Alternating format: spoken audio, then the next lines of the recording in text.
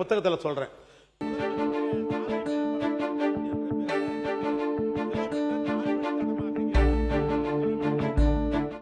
புத்தகத்தில் சொல்றேன். முதலமைச்சருடைய சாலை மேம்பாட்டு திட்டம் என்ற பேர்ல 497 கிலோமீட்டர் 4 வழித்தடமாக 77 கிலோமீட்டர் 2 வழித்தடமாக மேம்படுத்தும் நிலை பணியாக உள்ளது என்று பக்கம் 37 நீங்க குறிப்பிட்டிருக்கிறீங்க. ஆனா இந்த திட்டத்தின் கீழ் இந்த நிதியாண்டில் எத்தனை கிலோமீட்டர் 4 வழித்தடமாக 2 வழித்தடம் எத்தனை கிலோமீட்டர் எதுவுமே சொல்லல. ஒரு ஸ்கீமை சொல்லலாம், இந்த விஷயம் இவ்வளவு பணம் ஒதுக்கிறோம், நாங்கள் செய்ய போறோம்னு சொல்லணும். ஆனால் அப்படி சொல்லல. அதோடு மட்டுமல்ல, முதலமைச்சர் அனைத்து பருவ காலங்களிலும் தங்கு தடையின்றி சாலைகளை இணைக்கும் திட்டம், உயர்மட்ட பாலங்கள் அமைத்தல் ஆகிய தலைப்புகளில் நிலுவையில் உள்ள பணிகள் மட்டுமே குறிப்பிடப்பட்டுள்ளன. இந்த நிதியாண்டில் எத்தனை பணிகள் மேற்கொள்ளப் போகிறது என்ற விவரம் இல்லை.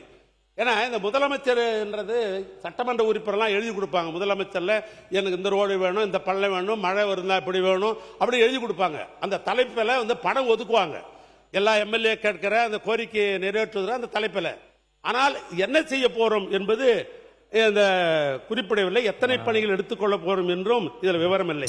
மாண்பு உறுப்பினர் குறுக்கீடுல 31 நிமிஷம் அனுமதி அளித்து முடிச்சிருங்க. போதும்.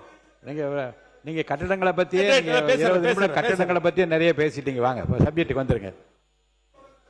அதே போன்று புறவழிச்சாலை, நகர்ப்புற மதிச்சாலை, உள்கட்டமைப்பு மேம்பாடு திட்டங்கள் நிலுவையில் உள்ளன. பணிகள் மட்டும் 40-41 குறிப்பிட்டுள்ளது. இந்த நிதியாண்டில் இந்த திட்டங்களில் நிறைவேற்றப்படும் என எந்த திட்டமும் குறிப்பிடவில்லை. அதே போன்று பேரிடர் மேலாண்மை செயல்பாடுகள் குறித்து, வெள்ளத்தடுப்பு பணிகள் குறித்தோ இந்த அரசு எந்தவித நடவடிக்கை மேற்கொள்வது என்ற கொள்கை குறிப்பில் எதுவும் குறிப்பிடவில்லை. எனவே இவைகளெல்லாம் குறிப்பிட்டிருந்தால் அது வருங்காலங்களில் சட்டமன்றத்தில் கேள்விகள் கேட்கிற பொழுது சட்டமன்ற உறுப்பினர் இதையெல்லாம் சொல்லி கேள்வி கேட்பதற்கு வாய்ப்பு இருந்திருக்கும்.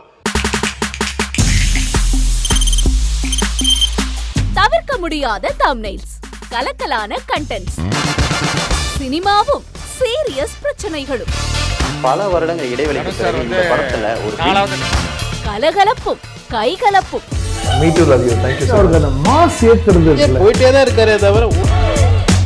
பிரேக்கே இல்லாமல் பிரேக்கிங் நியூஸ் சொல்லும் தந்தி டிவி ஆப். இன்ஸ்டா தலைமுறை வரை இறங்கி அடிக்கும் தந்தி டிவியின் டிஜிட்டல் எக்ஸ்க்ளூசிவ். அது தண்ணிக்குள்ள போகும்போது ஹேங் ஆயிடுச்சு.